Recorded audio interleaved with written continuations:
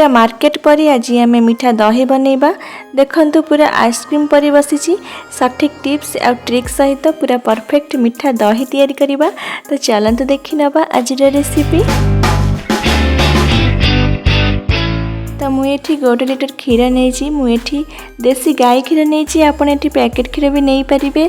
ध्यान रखिए full fat क्षीर हो। क्षीर फुटी आसिले एठी हाफ कप मिल्क पाउडर नहीं, से अल्प गरम क्षीर दे गोले नबा।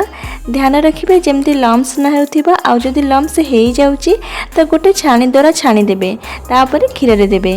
तापर मुझे हाफ कप चीनी देउची आ गोले गोले फुटे चलिबा जे पर्यंत 1 लिटर क्षीर 700 ml न होईची। तो एपटे गोटे छाणी रे 2 चामच दही नेउची।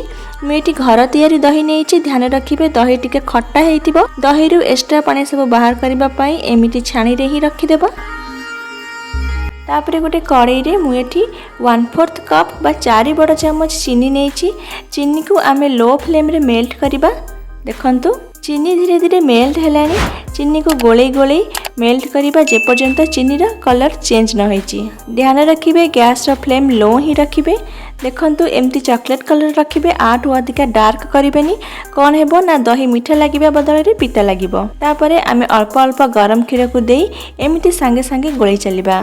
आपण भाबुथिबे चीनी एठी मुंडा हे जाउची, तो किछि कथा नाही, ए धीरे धीरे मेल्ट हे जिवो।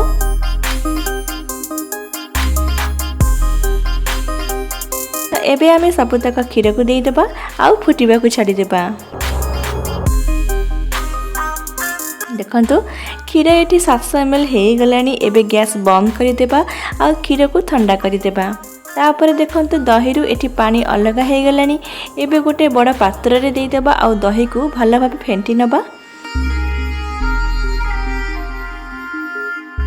तापर सेतिरे अल्प अल्प क्षीर दे गोळै नबा। सांग माने ध्यान रखिबे क्षीर एठी बेसी गरम कि एकदम ठंडा होई नथिबो।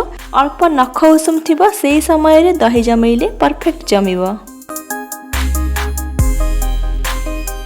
तापर सबतक क्षीर को दे गोळै नबा।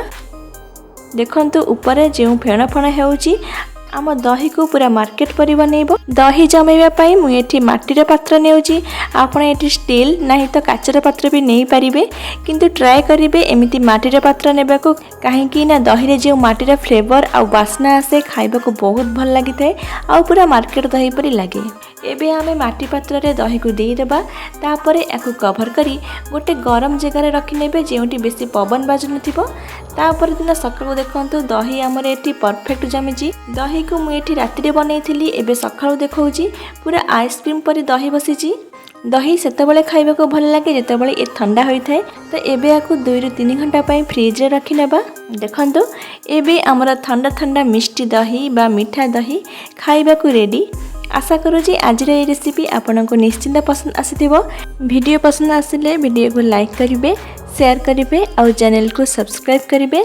तो पुणी आसीबी आ गोटे रेसिपी नहीं रहुची। धन्यवाद। जय जगन्नाथ।